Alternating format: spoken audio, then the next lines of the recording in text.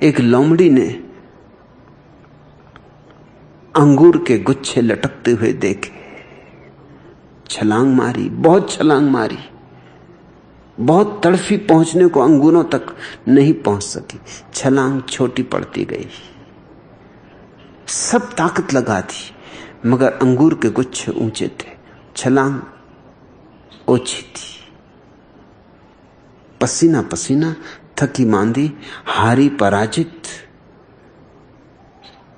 चारों तरफ उसने देखा कि किसी ने देखा तो नहीं।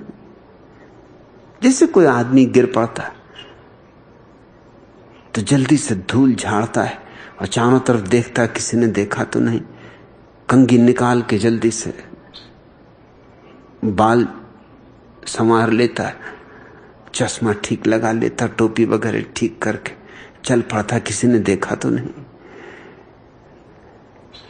इसकी भी फिक्र नहीं होती कि कहीं चोट लगी या नहीं, वो तो घर जाकर देख लेंगे, किसी ने देखा तो नहीं। घबराहट की कहीं मैं गिर गया, ये कोई देख ना ले, मैं और पराजित हो गया।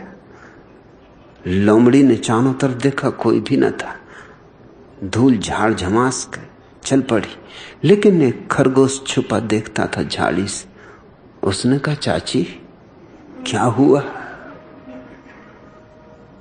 लोमड़ी बहुत चकित हुई। उसने कहा, हुआ क्या? कुछ भी नहीं हुआ, अंगूर खट्टे अभी पके नहीं। जब छलांग लगा के पास पहुंची तो देखा कच्चे, अभी तोड़ने योग्य नहीं, थोड़े पक जाएं फिर तोड़ेंगे। ईसब की ये छोटी छोटी कथाएं आदमी के संबंध में है। लोमड़ी यानी आदमी के भीतर छिपी हुई चालाकी, बेईमानी, पाखंड, जो भाग जाते हैं जीवन से, वो भी अपने भागने को फलसफा बनाते हैं, उसे भी दर्शन देते, उसे भी सुंदर शास्त्रीय शब्दों में ढांकते हैं। वो ये नहीं कहते कि हम भगोड़े, वो कहते हम सन्यासी हैं, हमने जीवन का त्याग किया। रामकृष्ण के पास एक आदमी आता था जो हर उत्सव पर, धार्मिक समारोह पर अवसर ही नहीं चूकता था। पूर्णिमा आ गई, कभी एकादशी आ गई, कभी कुछ उत्सव, हिंदुओं के उत्सवों की तो कोई कमी ही नहीं है। कोई भी बहाना मिल जाए, बकरे कटते थे उसके घर। धर्म का दिन आ गया तो बलि देनी होगी, काली का भक्त था। फिर एक दिन रामकृष्ण को पता चला कि अब उसने धार्मिक उत्सव वगैरह मनाना बंद कर दिए, अब बकरे नहीं कटते। क्या हुआ? क्या भक्ति छोड़ दी? बुलाया उसे और क्या हुआ उससे पूछा बुढ़ापे में। अब मरते वक्त भक्ति छोड़ दी, अब बकरे वगैरह नहीं कटते। उसने कहा, आपसे क्या छिपाना, औरों को धोखा दे दूं, आपको कैसे धोखा दूं? इससे सद्गुरु के पास होने में डर लगता है। औरों को धोखा दे दोगे, सद्गुरु को कैसे दोगे?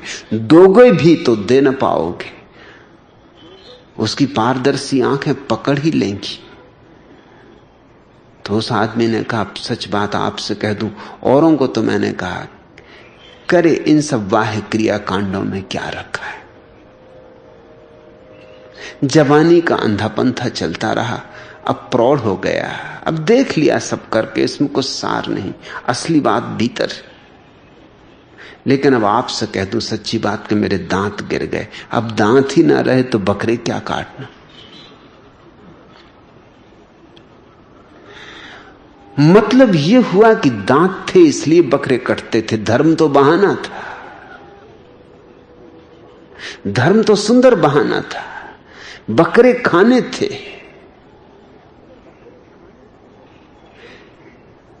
मुल्ला नसरुद्दीन की पत्नी ने एक दिन सुबह सुबह उससे कहा कि मियां कुछ याद है? अपनी शादी को हुए 25 वर्ष हो गए,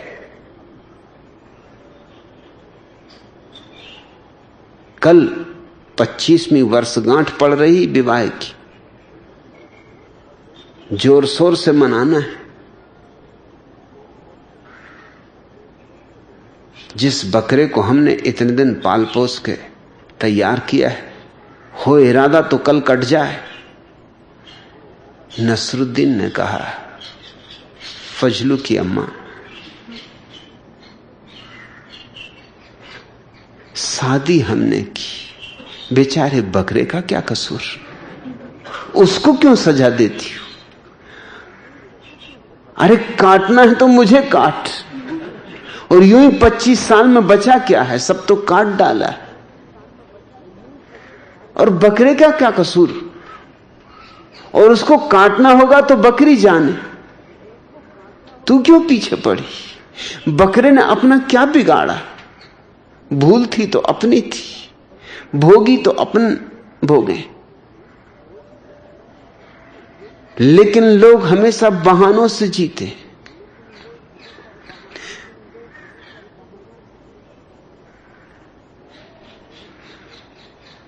मनुष्य जाति की छाती पर जीवन निषेधात्मक धर्म हावी रहे हैं, क्योंकि मनुष्य भीरू है, इतना भीरू कि बाबा तुलसीदास कहते हैं, भय बिन होए न प्रीत। इससे ज्यादा व्यर्थ की बात शायद ही किसी आदमी ने कभी कही हो। इससे ज्यादा दो कौड़ी की बात कहनी कठिन है। इतनी अवैज्ञानिक, इतनी निरर्थक, इतनी असंगत, खोजना भी चाहो कोई बात तो न खोज पाओगे। लेकिन लाखों लोग तुलसीदास के इस वचन को दोहराते हैं और मानते, सोचते हैं क्या गजब के मनोविज्ञान को खोजा है। भय बिन होए न प्रीत। और भय से कभी प्रीति हुई है? सोचा, विचारा, कभी दो घड़ी विमर्श किया, चिंतन किया, मनन किया, ध्यान किया? भय और प्रीति, इनके बीच क्या संबंध? जहर और अमृत के बीच क्या संबंध? ये तो यूं हुआ कि जैसे कोई कहे जहर के बिना अमृत नहीं होता, सींचो जहर तब अमृत होगा। ये तो यूं हुआ कि जैसे कोई कहे कि बो नीम के बीज, निबोलियां, और तब आम लगेंगे। भय और प्रेम बड़ी विपरीत अवस्था है। भय में आदमी सिकुड़ता है, संकुचित होता है, छोटा होता है। प्रेम में फैलता है, विस्तीर्ण होता है। याद रखना, ब्रह्म शब्द का अर्थ, ब्रह्म का अर्थ होता है जो फैलता ही चला जाए, फैलता ही चला जाए।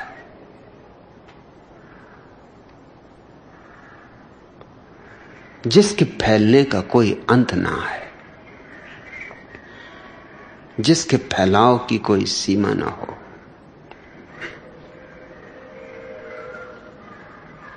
कितना ही पियो, चुका ना सको, कितना ही जानो, फिर भी जानने को शेष रह जाए। कभी ऐसा न कह सको कि सब जान लिया। स्वयं उसे खोजने में खो जाओगे, मगर उसे खोज न पाओगे।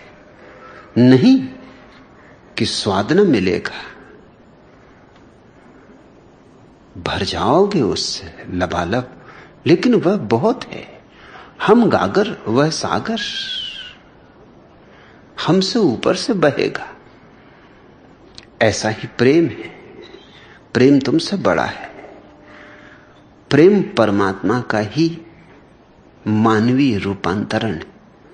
इसलिए जीसस ने ठीक कहा कि परमात्मा प्रेम है।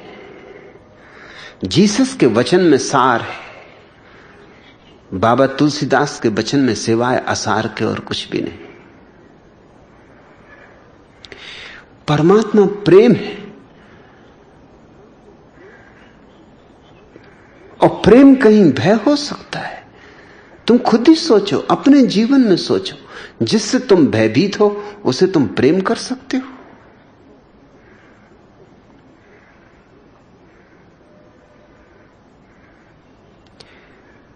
मैं छोटा था तो मेरे पिता ने मुझे सिर्फ एक बार सजा दी। बहुत मुश्किल है ऐसा पिता पाना जो सिर्फ एक बार सजा दिया और एक चपत मुझे मारी, सिर्फ एक बार। मैंने उनसे कहा कि मारना आपको जितना हो आप मार सकते, लेकिन फिर एक बात ख्याल रखना कि मेरे आपके बीच प्रेम का रिश्ता न रह जाए। आप मुझे नहीं मार रहे, प्रेम को मार रहे। मैं कैसे प्रेम कर सकूंगा उस व्यक्ति को जो मुझे दुख दे रहा है, पीड़ा दे रहा है, परेशान कर रहा है? निश्चित ही मैं निर्भर हूं अभी आप पर, अपने पैरों पे अभी खड़ा भी नहीं हो सकता। तो आपकी जो मर्जी, मारेंगे तो भी ठीक है, सहना होगा, लेकिन मुझे नहीं मार रहे। ख्याल रखना, मेरे और आपके बीच जो प्रेम है उसे मार रहे।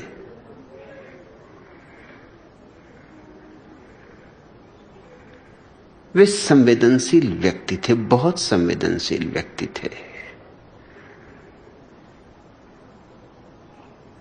बस पहली और आखिरी सजा वही रही। उन्होंने फिर मुझे कभी दो शब्द भी नहीं कहे, मारना तो बहुत दूर। मैंने कुछ भी किया हो, ठीक किया हो, गलत किया हो, उन्होंने जैसे एक बात तो बहुत ही गहरे मन में ले ली कि प्रेम को नष्ट नहीं करना है।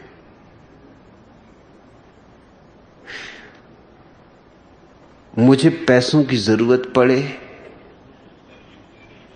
तो कहीं मुझे चुराना ना पड़े। किस बच्चे को नहीं चुराना पड़ता?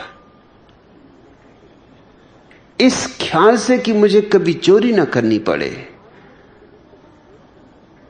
वो एक डब्बे में पैसे रख देते थे कि मुझे जब चाहिए हो निकाल लूं, जितने चाहिए हो निकाल लूं, ताकि पूछना भी ना पड़े। क्योंकि पूछो तो भी अड़चन होती, किस लिए चाहिए, क्यों चाहिए, अभी कल ही तो लिए थे। मुझे पूछना ना पड़े, उन्हें पूछना ना पड़े, इसलिए पैसे रख देते थे। जब डब्बा खाली हो जाए तो भर देते। फिर उनके मेरे बीच प्रेम की एक गहराई बढ़ती चली गई। जिससे भी भय है उससे प्रेम नहीं हो सकता, उससे घृणा होती। इसलिए हर बच्चा बड़े होकर अपने माँ बाप से बदला लेता है। जिम्मेवारी माँ बाप की है, बच्चे की नहीं। बदला लेगा ही। तुम जब ताकतवर थे और बच्चा कमजोर था तो तुमने उसे सताया, अच्छे अच्छे नामों से सताया, एक से एक तरकीबें ईजाद की सताने की, अपनी धारणाओं के आधार पर उसे सताया। और तुम्हारी धारणाएं सच हैं इसका तुम्हें आश्वासन है। फिर जब बच्चा बड़ा हो जाएगा, उसके हाथ में ताकत आएगी, एक दिन चाक घूम जाएगा, तुम बूढ़े हो जाओगे, कमजोर हो जाओगे, तुमसे चलते ना बनेगा, उठते ना बनेगा, तब तुम्हें वो भी कचरे में फेंक देगा। तब मत रो, ये तुम अपने किए का फल भोग रहे हो। लोग भी खूब अजीब हैं, पिछले जन्मों की तो बातें करते हैं कि पिछले जन्मों के कर्मों के फल मिल रहे हैं, और इसी जन्म में जो उपद्रव करते रहते हैं उनका गणित बिठाते नहीं। पिछला जन्म था कि नहीं ये भी तुम्हें पता नहीं है, मगर ये जन्म तो साफ है। इसी जन्म में हिसाब जरा देखो। ईसाइयत ने 2000 साल तक मनुष्य को समझाया कि ईश्वर से डरो, क्योंकि ईसाइयत ईसा के आधार से नहीं बनी, ये तो बड़े अचंभे की बात है। बुद्ध धर्म बुद्ध के आधार से नहीं बना, और न जैन धर्म महावीर के आधार से बना, और न हिंदू धर्म कृष्ण के आधार से बना।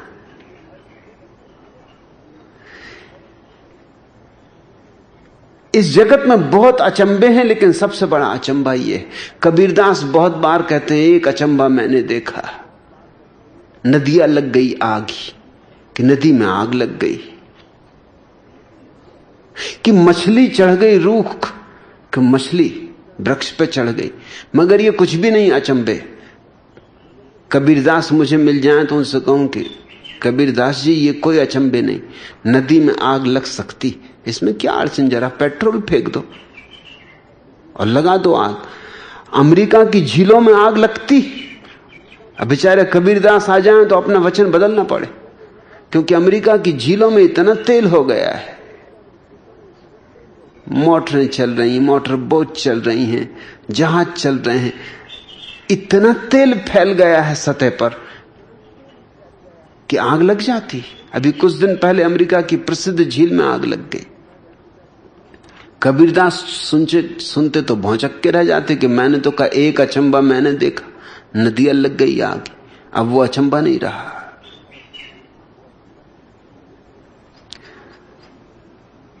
लेकिन असली अचंभा यह है कि महावीर को मानने वाले महावीर के दुश्मन, बुद्ध को मानने वाले बुद्ध के दुश्मन, जीसस को मानने वाले जीसस के दुश्मन, कृष्ण को मानने वाले कृष्ण के दुश्मन, ये सबसे बड़ा अचंभा है।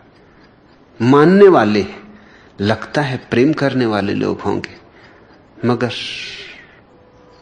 कहीं कोई प्रेम नहीं, भय है, इसलिए घृणा है। ईसाइयों ने 2000 साल तक पश्चिम को समझाया कि ईश्वर से डरो। जीसस ने कहा था ईश्वर प्रेम है, जो प्रेम है उससे कहीं डरा जाता है? प्रेमी कहीं एक दूसरे से डरते हैं? पति पत्नी डरते हैं क्योंकि प्रेमी नहीं है। पति डरता है कि कहीं पत्नी को पता ना चल जाए। घर क्या आता है, रास्ते भर हिसाब लगाता आता है, क्या क्या जवाब देना, ये बाई क्या क्या पूछेगी, आज कहां रहे, कहां गए, और इससे बचना मुश्किल है, क्योंकि वो निकाल ही लेगी कोई तरकीब, वो फांस ही लेगी किसी जाल में। सब बचाव का इंतजाम करके पति घर में प्रवेश करता, फौरन फंस जाता, देर नहीं लगती। पत्नियां पतियों से डरी हुई हैं, बच्चे मां बाप से डरे हुए, मां बाप बच्चों से डरे हुए, शिक्षक बच्चों को डरा रहे हैं, बच्चे शिक्षकों को डरा रहे हैं, हर कोई को डरा रहा है। क्या समाज हमने बनाया है, भय पर खड़ा हुआ। 2000 साल में ईसाइयत ने ईसा से बिल्कुल उल्टी बात लोगों को समझाई। अंग्रेजी में शब्द है गॉड फियरिंग, हिंदी में भी हमारे पास शब्द है ईश्वर भीरू। कैसे बेहूदे शब्द। धार्मिक व्यक्ति को कहते हैं ईश्वर भीरू, गॉड फियरिंग। धार्मिक व्यक्ति को कहना चाहिए ईश्वर प्रेमी, गॉड लविंग। लेकिन 2000 साल तक जब बार बार यह कहा गया कि ईश्वर से डरो, वो तुम्हें सजा देगा, वो तुम्हें नरकों में सड़ाएगा, अगर उसकी बात नहीं मानी तो बहुत कष्ट पाओगे, ऐसे कष्ट पाओगे कि जिनकी कल्पना भी नहीं कर सकते। और दुनिया के दूसरे धर्मों ने तो सावधिक नरक की व्यवस्था की। एक अवधि है कि कुछ सालों तक नरक रहोगे, स्वाभाविक। कोई कितनी बड़ा जुर्म करे तो भी सजा की कोई सीमा होती, मगर ईसाइयों ने तो गजब कर दिया, अनंत काल तक नरक में रहना होगा।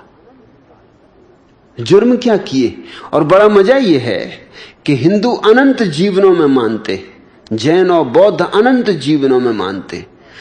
अनंत जीवनों में भी इतने पाप नहीं होते कि अनंत काल तक नरक में रहना पड़े। और ईसाइयत केवल एक जीवन में मानती, और एक ही जीवन में इतने पाप कर लोगे, गजब कर दिया कि अनंत काल तक नरक में रहना पड़े। कैसे कैसे पाप करोगे, क्या पाप करोगे आखिर? अगर 24 घंटे सतत पाप ही करते रहो, न सो न खाओ न पियो, दूसरा कोई काम ही ना करो, बस पाप ही पाप करो, तो भी 60-70 साल की जिंदगी में कितने पाप करोगे? अनंत काल की कोई सीमा नहीं है। अनंत काल तक कैसे सजा भोगोगे? बर्टन रसल ने किताब लिखी है, why I am not a Christian, मैं ईसाई क्यों नहीं हूं। उसमें बहुत सी दलीलों में एक दलील यह दी है कि यह बात बेहूदी है, असंगत है, अन्यायपूर्ण। एक जीवन, उसमें कितने पाप। रसल ने लिखा है कि मैं अगर अपने सारे पाप गिनती करता हूं जो मैंने किए, तो मुझे कोई कठोर से कठोर न्यायाधीश 4 साल की सजा दे सकता है। और अगर उन पापों को भी गिन लो जो मैंने किए नहीं, सिर्फ सोचे, हालांकि जो सोचे उनके लिए सजा देने का कोई सवाल नहीं, तुम भी सोच लेना, सजा देने की कोई बात नहीं। न मैंने किसी को कुछ किया, न तुम मुझे कुछ करो, या बहुत से बहुत चूंकि मैंने सोचे इसलिए सपने में मुझे जितने भी दुख स्वप्न दे देना हो दे देना। मगर रसल कहता है कि वो भी गिनती कर लो, चलो वो भी मत छोड़ो, तो जो मैंने किए और जो मैंने सोचे सब जोड़ लो, तो भी मुझे 8 साल से ज्यादा की कोई सजा नहीं दे सकता। और अनंत काल की सजा। तो उसने अपने ईसाई न होने के कारणों में एक कारण यह भी गिनाया है कि बात बेहूदी है, असंगत है, और सिर्फ धर्म के नाम पर सताए जाने का आयोजन है। लोगों को डरवाया जा रहा है, भयभीत किया जा रहा है, और भय के आधार पर धर्म खड़ा किया जा रहा है।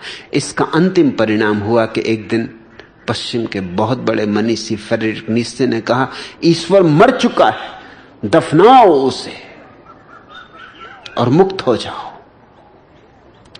ये जो नीत्शे का वचन है, ये 2000 साल की ईसाईयत ने जो भय का आरोपण किया, उसका परिणाम, उसका अनिवार्य परिणाम है, तर्कगत निष्कर्ष है।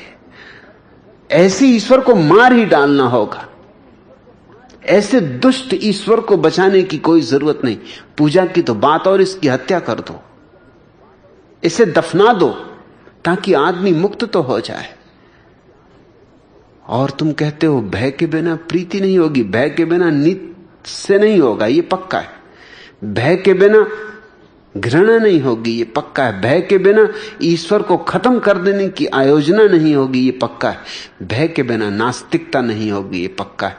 लेकिन प्रीति नहीं होगी, ये बात तो निपट मूढ़ता की है, एकदम मूढ़ता की। प्रेम और भय भिन्न बातें हैं, लेकिन आदमी अपनी हर चीज के लिए सुंदर तर्क खोजना चाहता है। आदमी भीरू है, भयभीत है। वो इसी को कहता है कि यह प्रेम है, प्रार्थना है, पूजा है। तुम क्यों मंदिर में झुकते हो? प्रेम से। तुम कभी प्रेम से झुके हो? तुम क्यों मस्जिद जाते हो? प्रेम से। तुमने कभी प्रेम से भर के नमाज पढ़ी, प्रार्थना की? सब भय है, सब घबराहट है, कपे हुए हो। इसलिए जवान आदमी धार्मिक नहीं होता, क्योंकि जवान में जरा ताकत होती, जूझने का बल होता है। जैसे जैसे बूढ़ा होने लगता है, वैसे वैसे धार्मिक होने लगता है। सब बूढ़े धीरे धीरे धार्मिक हो जाते, कारण भय बढ़ने लगा, और भय हमारा धर्म है। जीवन को जीने की हिम्मत जिनमें नहीं है, इन भगोड़ों ने, इन कायरों ने धर्म के ऊपर बड़ा अत्याचार किया है। इन्होंने धर्म को परिभाषा दे दी, व्याख्या दे दी। ये रुग्ण चित्त लोग, ये विक्षिप्त लोग, ये मुर्दा लोग धर्म पर हावी हो गए। इनकी लाशों की सड़ांध धर्म को भी सड़ा गई। इसलिए जीवित सद्गुरु के पास होना हमेशा खतरनाक है। उसके पास होने का अर्थ है जीवन के पास होना। उसके पास होने का अर्थ है आग के पास होना। जलने की तैयारी चाहिए, मिटने की हिम्मत चाहिए, शून्य होने का साहस चाहिए, अहंकार को राख कर देने की चुनौती जो स्वीकार कर सकता है वही केवल जीवित सद्गुरु के पास हो सकता है। इसलिए बुद्ध जब जिंदा होते हैं तो बहुत लोग उनके साथ नहीं होते, न जीसस के साथ होते, लेकिन जब मर जाते हैं तो बहुत लोग, करोड़ों लोग साथ हो जाते। मुर्दा गुरु में कोई अड़चन नहीं। लोग मृत्यु के पूजक हैं, जीवन के नहीं। फिर तुम मूर्ति बनाओगे, मंदिर बनाओगे, क्या क्या नहीं करोगे। मोहम्मद को जिंदगी भर सताया, एक गांव में टिक के रहने न दिया। मोहम्मद को पूरी जिंदगी जूझना पड़ा, और अब सारी दुनिया में मोहम्मद का गुणगान हो रहा है। कैसे अजीब लोग हैं, कैसा चमत्कार है। तुम पूछते हो योगशिन में जीवित सद्गुरु के पास होना इतना खतरनाक क्यों? जीवन के पास होना खतरनाक है, क्योंकि जीवन है असुरक्षा। मृत्यु में बड़ी सुरक्षा है। एक बार मर गए सो मर गए, फिर न कोई बीमारी लगती, फिर न कोई दोबारा मृत्यु हो सकती, न दिवाला निकलता, न चोरी होती, न डांका पड़ता। फिर तो विश्राम करो कब्रों में, विश्राम ही विश्राम। कन्फ्यूशियस से उसके एक शिष्य ने पूछा कि जीवन में सुरक्षा कैसे मिले। कन्फ्यूशियस ने उसकी तरफ देखा। कन्फ्यूशियस कोई बुद्ध पुरुष नहीं। कन्फ्यूशियस फिर भी एक सुलझा हुआ विचारक है, बहुत सुलझा हुआ। कन्फ्यूशियस के जमाने में बुद्ध पुरुष तो था लाओत्सु। कन्फ्यूशियस उससे मिलने भी गया था। इतना सुलझा हुआ तो था कि पहचान सका कि जाए लाओत्सु के पास। इतना साफ सुथरा चिंतन तो था, नहीं तो लाओत्सु को इंकार करता। तो एकदम गंवार पंडित नहीं था, एकदम भोंदू पंडित नहीं था, पोंगा पंडित नहीं था। सोच विचार था, चिंतन की एक स्पष्ट रूपरेखा थी। तो इतना तो उसे समझ में आया कि जो मेरे पास नहीं वो लाओत्सु के पास है। जिससे अभी मैं टटोल रहा हूं, इस आदमी ने उसे लगता है पा लिया। तो गया था मिलने, सैकड़ों मील की यात्रा करके मिलने गया था। और लाओत्सु बैठा था एक वृक्ष के नीचे, और जब कन्फ्यूशियस पहुंचा तो कन्फ्यूशियस तो बहुत ज्यादा नीति, नियम, शिष्टाचार का मानने वाला था। इस पृथ्वी पर जिन लोगों ने शिष्टाचार को सर्वाधिक मूल्य दिया, उनमें कन्फ्यूशियस सर्वप्रथम। आदमी को कैसे व्यवहार करना, कैसे उठना, कैसे बैठना,